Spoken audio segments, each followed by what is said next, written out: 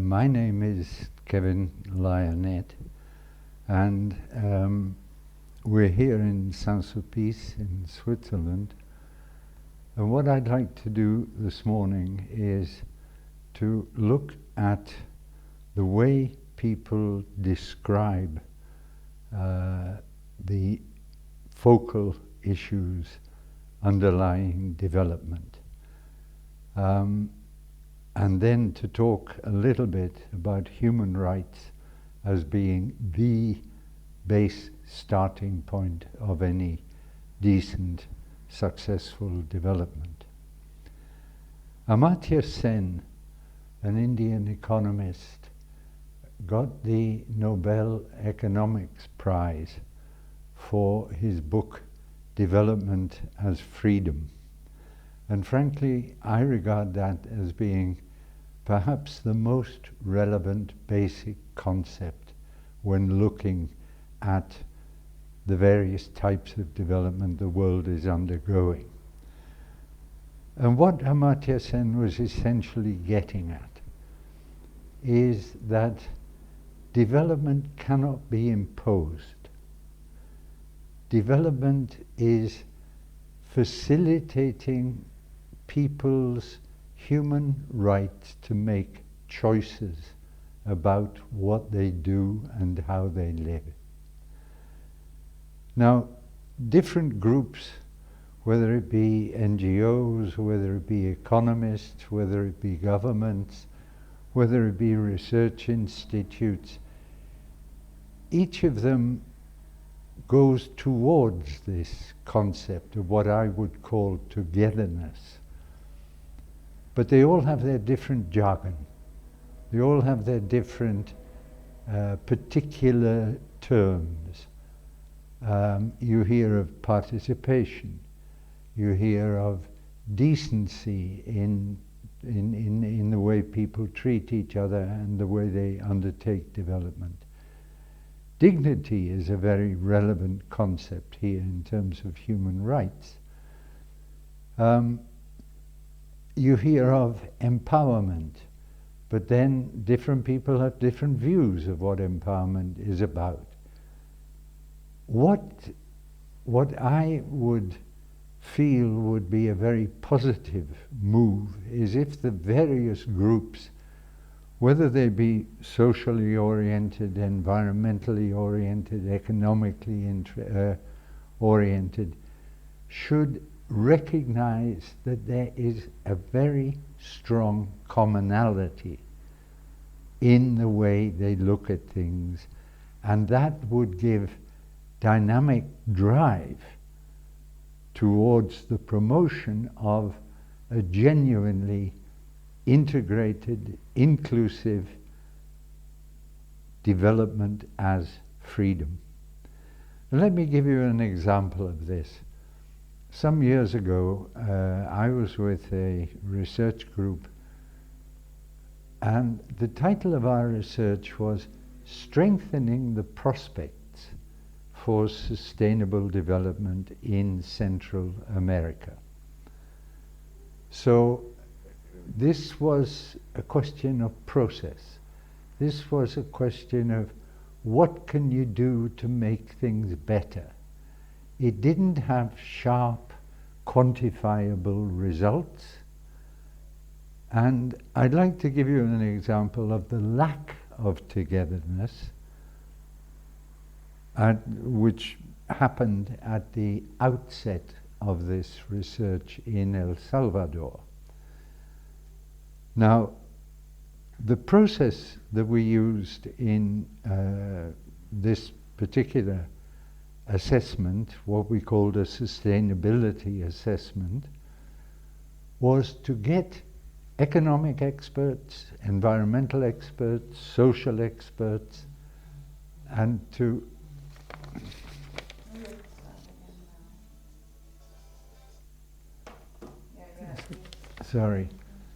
and to say to each of them, we don't want new research.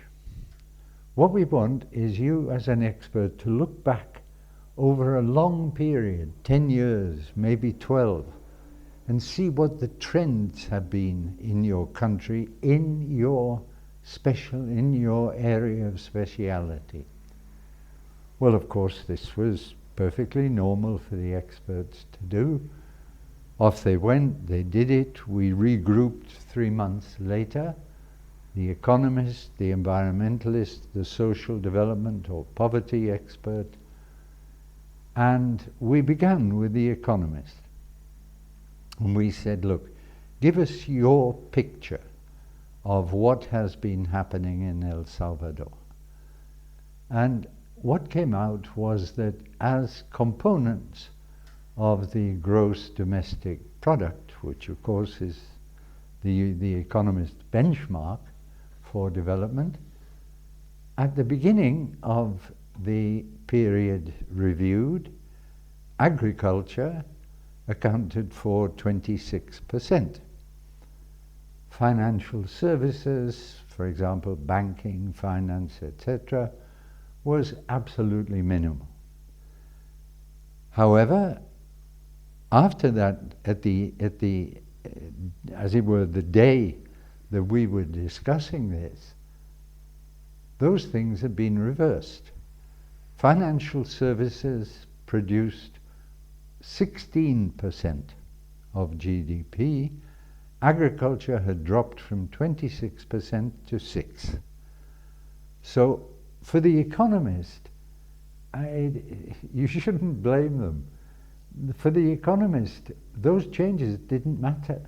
They were simply statistics, correct, factual statistics.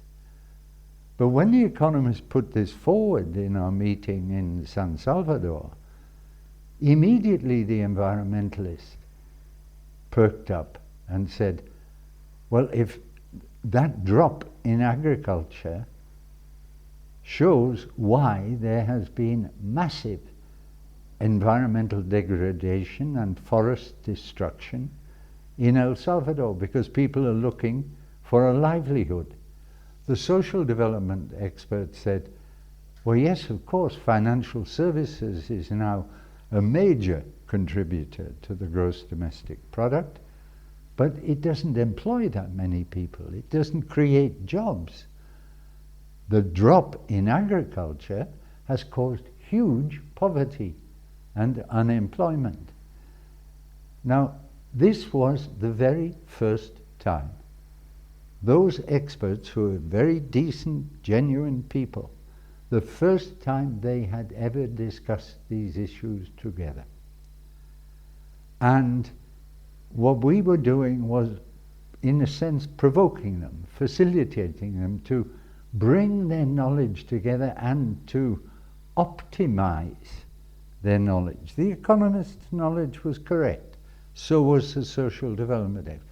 The two together gave, and I repeat, together, they gave a much richer, much more useful picture of what had been happening, and therefore an idea, a basis on which to plan how to make it better together. That's the key issue. Now, I'd like to move on from there to a question of, again, human rights in sustainable development, and look at two major actors. One is civil society, and the other one is the private sector. Let me deal with the private sector first. Since the so-called Washington Consensus in the early 1980s, the kind of thrust of macroeconomics has been privatization. Downscale government, because government is not an efficient agent. The private sector has much more initiative, potential. Hand over whatever you can to the private sector. Now, I would honestly like to make a few comments there. First of all, I think The private sector is immensely important in development. The positive use of private sector initiative and capacity is an instrument, one instrument of really positive development. But I think the trend begun by the Washington Consensus has rather gone too far. And what one finds is that things are being almost blindly, automatically handed over to the private sector, when the private sector actually doesn't have the capacity to use them and to make them work. And there is this kind of dogma that the private sector is the best. The private sector is very useful, has a tremendous part to play, but it can't do everything. And I think at the moment with globalization, for example, things have gone a little bit too far. The private sector, as we all know, says we don't need regulation. We have voluntary codes of conduct which are highly effective. Well, frankly, the financial crisis and many of the aspects of environmental and ecological problems in the world show, unfortunately, that the private sector is not that good at self-regulation. So there's got to be some input by a government, not on its own behalf, but in defense of the interests of the people it represents. The private sector represents the private sector. The government represents the people and the population. So get them into a good balance together and you optimize the capacity of each. The same goes actually for civil society. There are hundreds of thousands of types of NGOs dealing with community, dealing with poverty, dealing with HIV. They're all very important. There are two difficulties with civil society. The first one is who is going to support it in the long run. People like the European Union, people like the DFID or bilateral agencies certainly believe in the importance of having civil society in the development theory, policy and planning as representing a valid part of the population. But the question is who, and they have programs of financial support, but they cannot go on forever. And what is lacking is a kind of national, domestic base of support and belief in the value of civil society's contribution. That, unfortunately, is not really fully developed yet.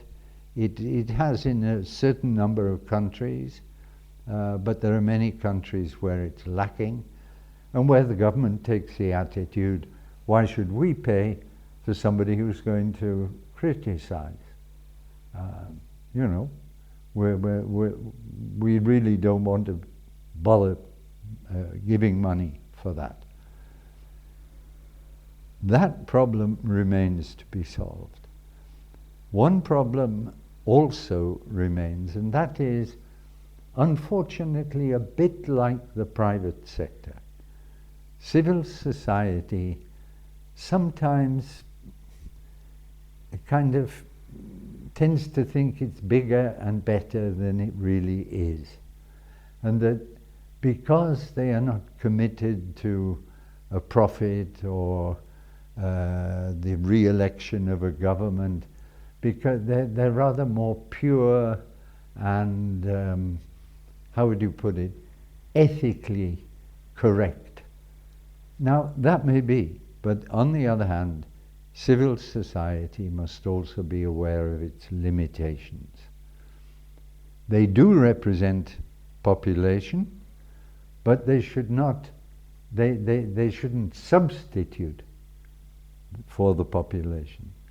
Because, to come back to where I began, togetherness in the exercise of human rights,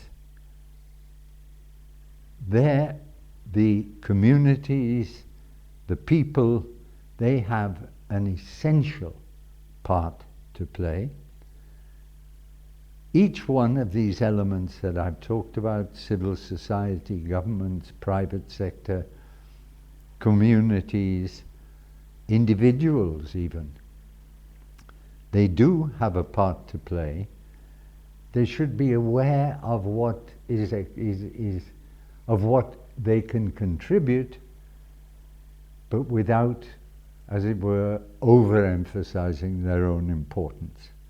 And never forgetting that the purpose of sustainable development is that people as such should benefit, as Amartya Sen said, from development as freedom in the exercise of their human rights.